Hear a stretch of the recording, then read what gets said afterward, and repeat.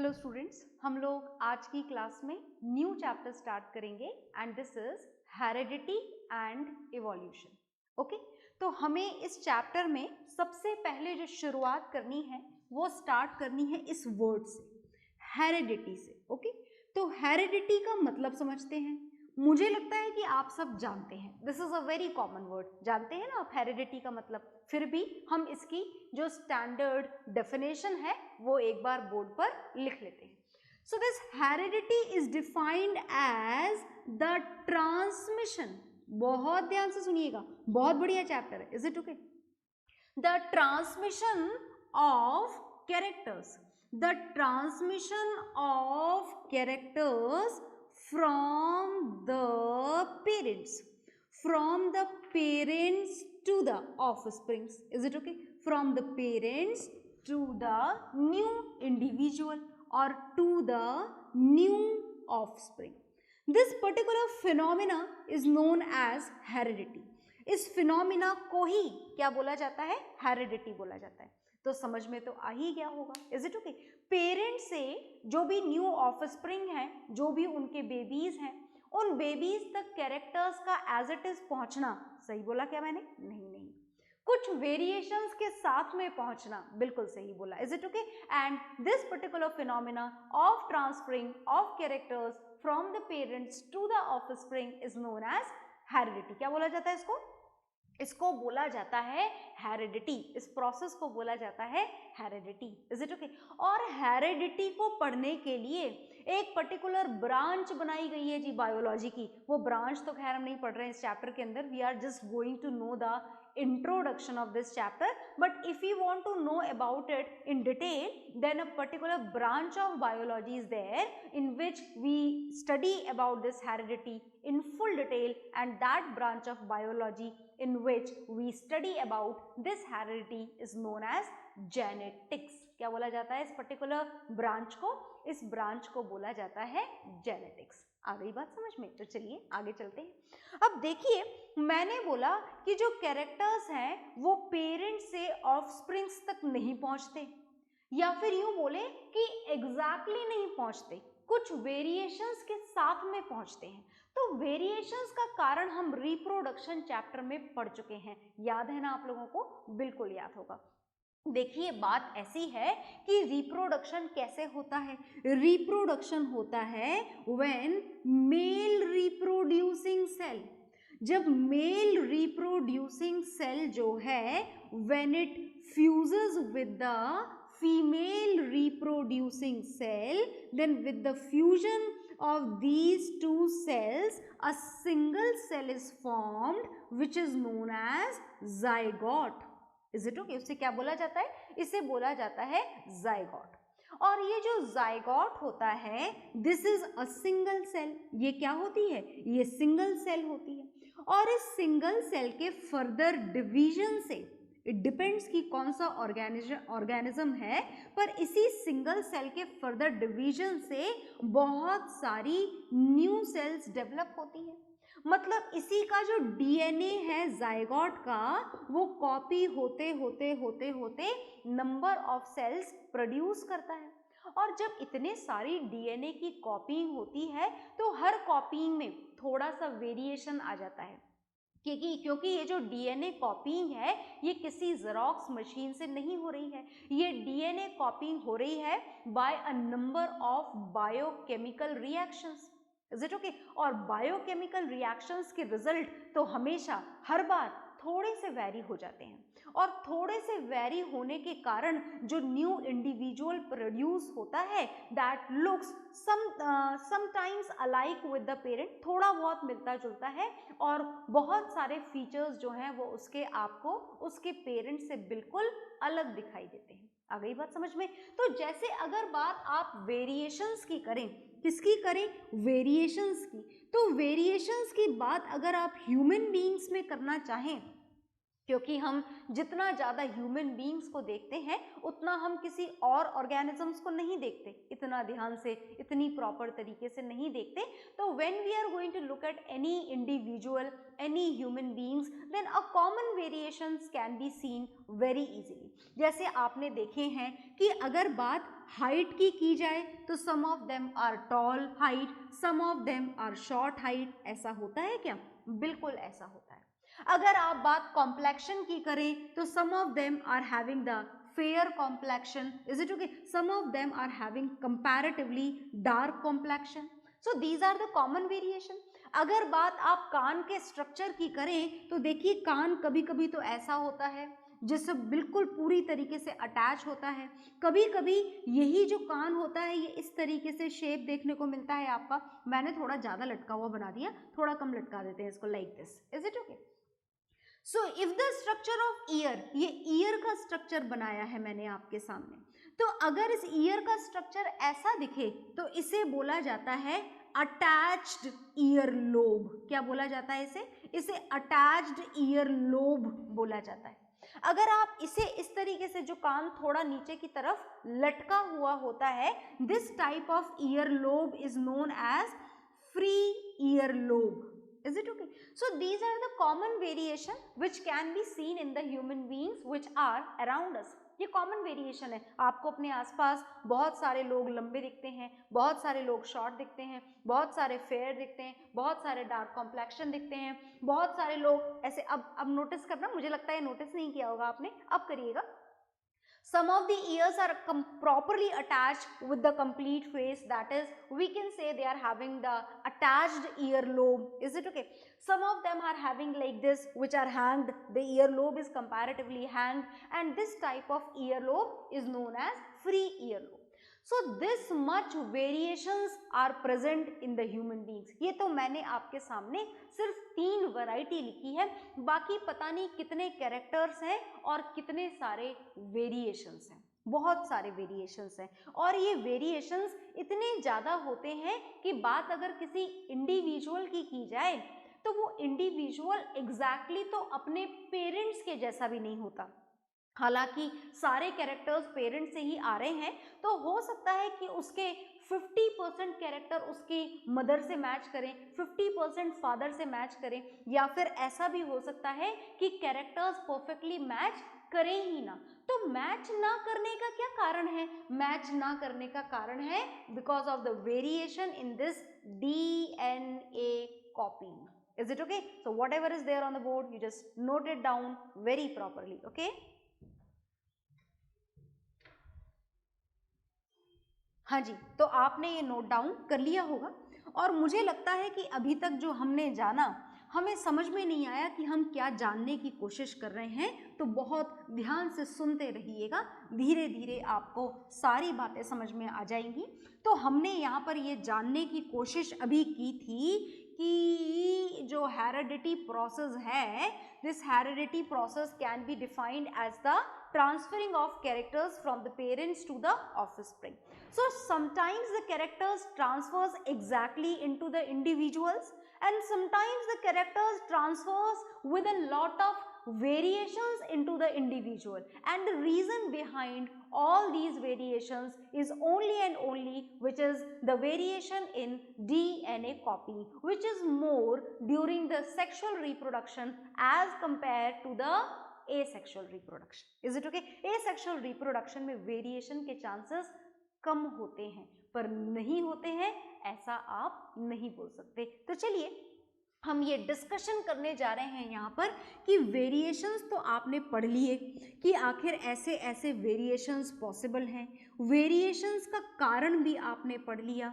अब आपको जानना है एक्यूमुलेशन ऑफ दीज वेरिएशन, कि आखिर ये वेरिएशन एक स्पेशीज से दूसरी स्पेशीज में नहीं, एक ही इंडिविजुअल से उसके न्यू ऑफस्प्रिंग में कैसे पहुंचते हैं। Is it okay? तो चलिए यहाँ पर हम एक्यूमुलेशन ऑफ वेरिएशन की बात स्टार्ट करेंगे बैक्टीरिया से। This bacteria is a unicellular organism and it reproduces through the process of asexual reproduction. ये कौन से मेथड ऑफ रिप्रोडक्शन को फॉलो करता है? ये एसेक्सुअल रिप्रोडक्शन को फॉलो करता है। पर मैंने आपको रिप्रोडक्शन चैप्टर में बताया था कि एसेक्सुअल रिप्रोडक्शन के अंदर सिंगल पेरेंट इन्वॉल्व होता है। Is it okay? Single parent involve होता है, और जो सिंगल पेरेंट इन्वॉल्व होता है वहां पर भी डीएनए कॉपिंग के चांसेस तो हैं, डीएनए कॉपिंग के नहीं, वेरिएशन इन डीएनए कॉपिंग के चांसेस तो हैं, but these variation in DNA कॉपिंग is comparatively less when the individual reproduces through the method of asexual reproduction. पर फिर भी थोड़े थोड़े वेरिएशंस तो प्रोड्यूस होते ही हैं। जैसे मान लीजिए कि ये जो बैक्टीरिया है, इस बैक्टीरिया से 2 नए ऑफस्प्रिंग प्रोड्यूस हुए। दिस इज फर्स्ट ऑफस्प्रिंग, बहुत ध्यान से सुनिएगा, and this is second offspring, ये सेकेंड ऑफस्प्रिंग है, बहुत ध्यान से सुनना है ना। अब दोनों ऑफस्प्रिंग में एक नया कैरेक्टर डेवलप हुआ, दोनों में नहीं, एक में। एक इस पर्टिकुलर ऑफस्प्रिंग में जो कैरेक्टर डेवलप हुआ वो ये हुआ कि this is very heat resistant. क्या आपको हीट रेजिस्टेंट का मतलब समझ में आया? ये एक ऐसा ऑफस्प्रिंग प्रोड्यूस हुआ which can easily survive in the presence of even very high temperature, but this particular resistance is not available in this first offspring. बात समझ में आ गई? दोनों बैक्टीरिया में डिफरेंस समझ में आ गया। ये बैक्टीरिया बिल्कुल नॉर्मल बैक्टीरिया था, पर जब इसके न्यू ऑफस्प्रिंग प्रोड्यूस हुए तो डीएनए कॉपिंग में वेरिएशन के कारण इस ऑफस्प्रिंग में हाई टेम्परेचर को सहने की कैपेसिटी इसको मिली, और ये नया कैरेक्टर इस ऑफस्प्रिंग में कैसे डेवलप हुआ? ये नया कैरेक्टर इस ऑफस्प्रिंग में डेवलप हुआ by the variation in DNA copy. इसके चांसेस हालांकि एसेक्सुअल रिप्रोडक्शन में कम होते हैं, पर होते तो हैं। Is it okay? आई बात समझ में? और ये जो ऑफस्प्रिंग था वो बिल्कुल अपने पेरेंटल बैक्टीरिया की तरह था, मतलब कि इसके अंदर जो चांसेस थे हीट में सर्वाइवल के वो बिल्कुल नहीं थे।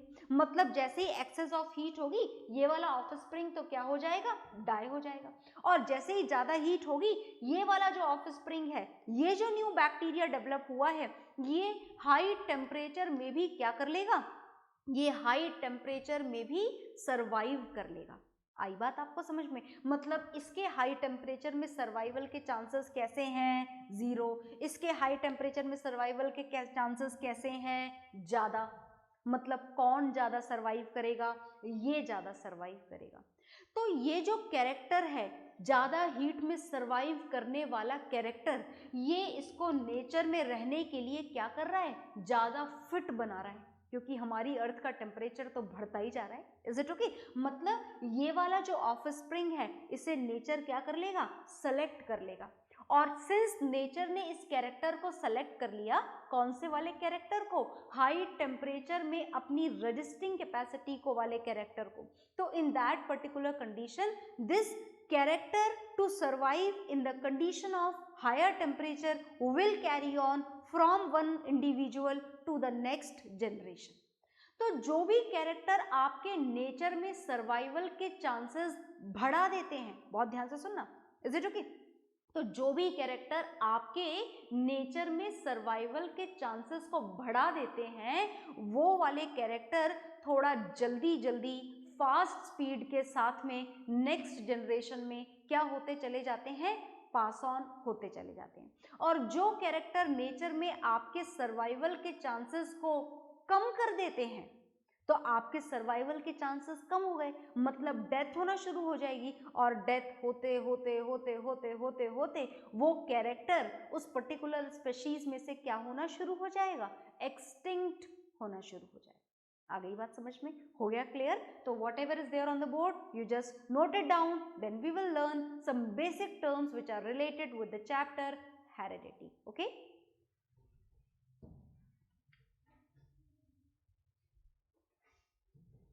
हाँ जी, तो आपने ये नोट डाउन कर लिया होगा, और इसको नोट डाउन करने के बाद में हेरिडिटी का मतलब तो हमको समझ में आ गया है कि हेरिडिटी का मतलब क्या होता है। Heredity is simply can be defined exactly as the transferring of characters from the parents to the offspring. Okay? अब हमको इस हेरिडिटी से रिलेटेड बहुत सारी छोटी छोटी डेफिनेशंस जाननी है, ताकि हम हमारे बाकी चैप्टर को अच्छी तरीके से पढ़ पाए। तो हेरिडिटी तो आपको समझ में आ गया है कि कि आखिर हेरेडिटी वर्ड क्या है। अब हेरेडिटी से रिलेटेड हमें सारी टर्म्स समझ लेनी है यहाँ पर। अब बहुत ध्यान से आप सुनिएगा, हेरेडिटी प्रोसेस के लिए, heredity is a life process ही पढ़ रहे हैं हम पूरी साइंस में, इज इट ओके, बायोलॉजी के अंदर। तो heredity is a process through which the characters are transmitted from the parents to the offsprings, is it okay. अब कैरेक्टर्स को पेरेंट से ऑफस्प्रिंग में लाने के प्रोसेस को तो हेरेडिटी बोलते हैं, पर क्या आप जानते हैं कि इस प्रोसेस को कंप्लीट कौन करता है? इस प्रोसेस को कंप्लीट करने में हमारी हेल्प करते हैं क्रोमोसोम्स। तो बहुत ध्यान से सुनिएगा, हम क्रोमोसोम्स के बारे में जानने जा रहे हैं, इज इट ओके। क्रोमोसोम्स, पहली बात तो ये कि ये प्रेजेंट कहां पर होते हैं? तो chromosomes are present in the nucleus, is it okay. किसमें प्रेजेंट होते हैं? न्यूक्लियस में प्रेजेंट होते हैं। And chromosome is a thread like structure. ये कैसा स्ट्रक्चर होता है क्रोमोसोम? क्रोमोसोम एक थ्रेड लाइक स्ट्रक्चर होता है, and this thread like structure which is known as chromosome present inside the nucleus is made with DNA. ये किसका बना हुआ होता है? ये डीएनए का बना होता है। डीएनए की फुल फॉर्म आपको याद होगी, डीएनए की फुल फॉर्म हम पहले भी बहुत बार जान चुके हैं, this is deoxyribonucleic acid, मतलब this is only and only a name of a compound. अब ये जो क्रोमोसोम्स हैं ये कहाँ प्रेजेंट होते हैं? न्यूक्लियस में। और न्यूक्लियस से ही, जैसे मेल रिप्रोड्यूसिंग सेल के न्यूक्लियस में भी होते हैं, फीमेल रिप्रोड्यूसिंग सेल के न्यूक्लियस में भी होते हैं। तो सुनिएगा बहुत ध्यान से, जो मेल रिप्रोड्यूसिंग सेल है, बहुत ध्यान से सुनना, हम ह्यूमन बीइंग्स की बात करने जा रहे हैं। इसी तरीके से जो फीमेल रिप्रोड्यूसिंग सेल है, हमारी जो रिप्रोड्यूसिंग सेल्स होती हैं, कौन सी सेल्स? Reproducing cell. जो हमारी नॉर्मल सेल्स होती हैं, बहुत ध्यान से सुनते जाइएगा, हमारी नॉर्मल सेल्स में 23 पेयर ऑफ क्रोमोसोम्स प्रेजेंट होते हैं। कितने क्रोमोसोम्स प्रेजेंट होते हैं? 23 पेयर ऑफ क्रोमोसोम्स, मतलब समझ गए, टोटल 46 क्रोमोसोम्स प्रेजेंट होते हैं हमारी नॉर्मल सेल्स में।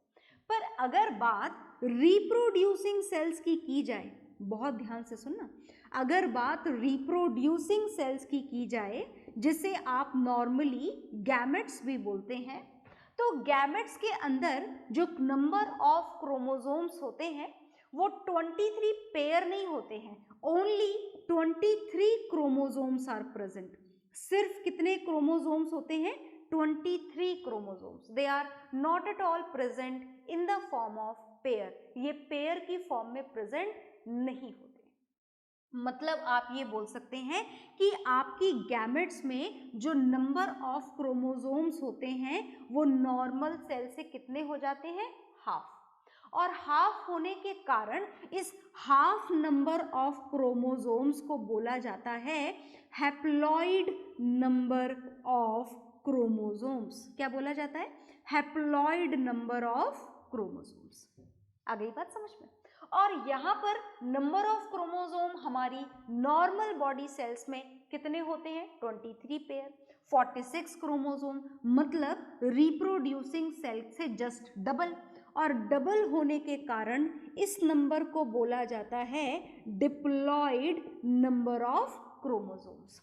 So our normal cells are having 46 chromosomes, whether the reproducing cells are having only 23 chromosomes. So here when we are going to draw this male reproducing cell, then it has 23 chromosomes in it. कितने chromosomes होते हैं? 23 chromosomes. Similarly, exactly in the female reproducing cell, again 23 chromosomes are available. So 23 chromosome and 23 chromosomes. By the fusion of these two reproducing cell, a single celled zygote will be formed. and in this zygote 23 chromosomes will come from the male one and 23 chromosomes will come from the female one. So the total number of chromosome in this zygote is 46 chromosomes, and in this way the characters are transferred from the male parent as well as from the female parent. So this is the reason behind this phenomena of heredity, that whenever a zygote is formed, half number of chromosomes are obtained from the male one and half number of chromosomes in this zygote are obtained from the female one.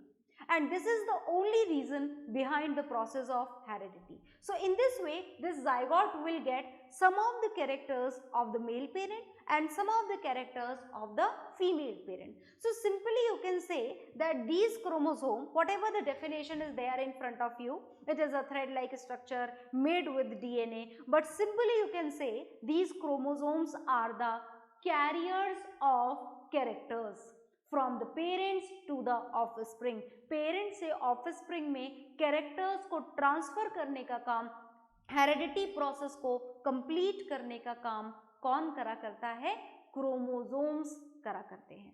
आ गई बात समझ में? तो जितनी भी information board पर है आप उसे नोट डाउन कर लीजिए। Okay,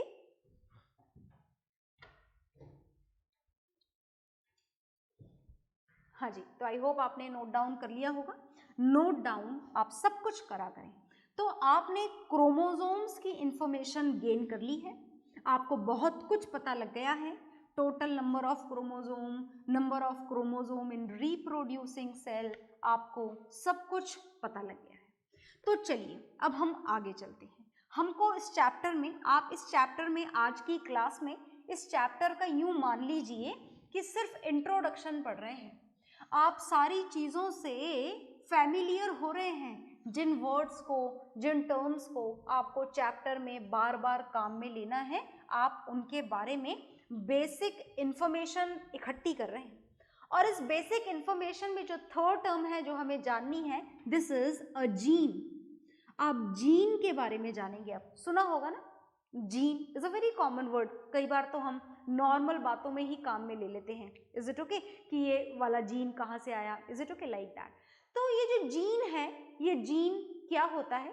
jeans are present in the chromosomes. ये जीन्स कहाँ पर प्रेजेंट होते हैं? क्रोमोसोम्स में प्रेजेंट होते हैं। तो सबसे पहले तो हम लिखते हैं कि आखिर ये प्रेजेंट कहाँ होते हैं। They are present in chromosomes. ये क्रोमोसोम्स में प्रेजेंट होते हैं। और क्रोमोसोम्स कहाँ पर प्रेजेंट होते हैं? न्यूक्लियस के अंदर। Is it okay? ये जो जीन्स हैं, genes are responsible, they are responsible. ये किसके लिए रिस्पॉन्सिबल होते हैं पता है आपको? They are responsible for the synthesis, for the formation of a single protein. ये प्रोटीन के सिंथेसिस के लिए रिस्पॉन्सिबल होते हैं। और ये जो प्रोटीन जिसका फॉर्मेशन ये जीन्स करते हैं, this particular protein is going to control a character in the human body. This single protein control a feature, आप feature बोलें, आप character बोलें, control a character in an individual. किसी भी इंडिविजुअल में जो कैरेक्टर्स को, इज इट ओके, जैसे कि मान लीजिए कि आपकी हाइट टॉल है, तो आपकी हाइट को टॉल रखने के लिए एक जीन रिस्पॉन्सिबल होता है, एक प्रोटीन रिस्पॉन्सिबल होता है, जिसका सिंथेसिस कौन करता है? जीन करता है। Is it okay? तो for each and every character which can be seen in your body, आपकी टॉल हाइट, आपका पर्टिकुलर कॉम्प्लेक्शन, आपके ईयर लोब का स्ट्रक्चर, आपकी आईज का कलर, आपके हैंड का स्ट्रक्चर, इज इट ओके, आपके हेयर का टेक्सचर, आपके हेयर का colour, for each and every character which is present in your body that is controlled by a gene. That means you can say in the chromosomes 1000 of genes are present. खूब सारे genes present होते हैं। Is it okay? अब सुनिएगा ध्यान से, ये जो जीन्स होते हैं, ये 2 टाइप के होते हैं। ये तो मैं आपको बाद में बताऊंगी कि कौन से 2 टाइप के होते हैं। पहले आपको ये जानना है कि when we are going to know about the gene, then genes are denoted by the alphabets. इस जीन को किसके थ्रू डिनोट किया जाता है? इन जीन्स को अल्फाबेट्स के थ्रू डिनोट किया जाता है। अल्फाबेट तो जानते हो ना, A to Z। Is it okay? आगे आ जाइए तो फिर। तो ये जो जीन है, जैसे मानिए कि आपको हाइट को जीन्स के थ्रू डिनोट करना है। आपकी हाइट को किसके थ्रू डिनोट करना है? जीन्स के थ्रू। तो आप चाहते हो कि आप अपनी टॉल हाइट को डिनोट करें, या फिर कोई इंडिविजुअल चाहता है कि वो अपनी शॉर्ट हाइट को डिनोट करे। तो दोनों के लिए अलग अलग जीन्स होते हैं। टॉल हाइट को डिनोट करने के लिए आप कैपिटल T यूज करते हैं।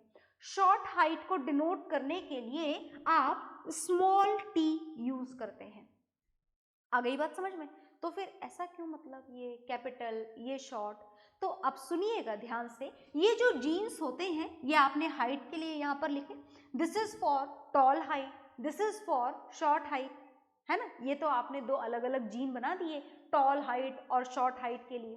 पर आप ये याद रखिएगा कि जो जीन्स होते हैं ये हमेशा पेयर की फॉर्म में प्रेजेंट होते हैं। किसकी फॉर्म में प्रेजेंट होते हैं? पेयर की फॉर्म में।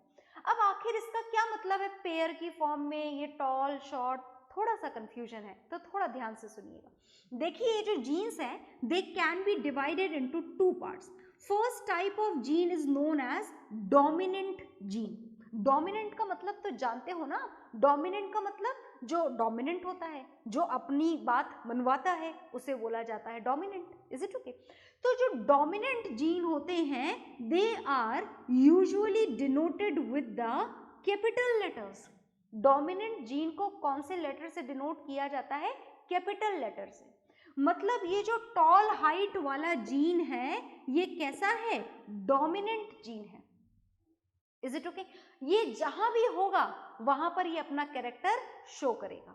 Is it okay? जहां पर भी ये आ गया, मतलब कहीं गलती से भी कैपिटल T वाला जीन आपके अंदर आ गया, मतलब समझ जाओ कि आप टॉल होगे, आप लंबे हो जाओगे। Is it okay? बात समझ में आ गई? इसीलिए इसे क्या बोला जाता है? डोमिनेंट जीन बोला जाता है। This dominant gene always show it's behaviour and always denoted with the capital letter. And another type of gene is known as recessive gene. दूसरे जीन को बोला जाता है recessive gene. And recessive gene are always denoted by the small letter. हमेशा recessive gene को कौन से letter से डिनोट किया जाता है? स्मॉल लेटर से। जैसे कि ये शॉर्ट हाइट वाला जीन, जिसे आप किसके थ्रू डिनोट करते हैं? Small t। अच्छा, तो फिर क्या कभी कोई शॉर्ट होगा ही नहीं? सुनिएगा ध्यान से। This recessive gene shows it's character only in the absence of dominant gene. मान लो कि डोमिनेंट जीन आपकी बॉडी में है ही नहीं, टॉलनेस वाला जीन, कैपिटल T जो जीन है, वो कहीं से कहीं तक आपके जीन के अंदर नहीं है, क्रोमोसोम्स में नहीं है। In that condition only this gene of short height, which is denoted by small t, shows its behavior. In that particular condition individual will be short in height. आ गई ना बात समझ में? तो डोमिनेंट जीन अपना कैरेक्टर कब show करता है? जहां भी ये प्रेजेंट हो, भले ही इसके साथ बहुत सारे रेसेसिव जीन हो, तो भी ये अपना कैरेक्टर शो कर देता है। Is it okay? तो dominant gene is the gene which shows its character even in the presence of recessive gene, है ना? recessive gene भी हो भले ही इसके साथ में, पर अगर उसके साथ में dominant gene भी present है तो वो अपना कैरेक्टर 100% शो कर देगा। अब हम बात जाने recessive gene की, तो recessive gene shows its behavior only and only in the absence of dominant gene. ये अपना कैरेक्टर सिर्फ तभी शो करेगा जब इसके आसपास गलती से भी कोई सा भी डोमिनेंट जीन प्रेजेंट नहीं होगा। So on the basis of this factor, we have classified these genes into 2 parts. First is dominant, which are always denoted by the capital letter, and second is recessive, which is always denoted by the small letters. तो आप इसे note down कर लीजिए।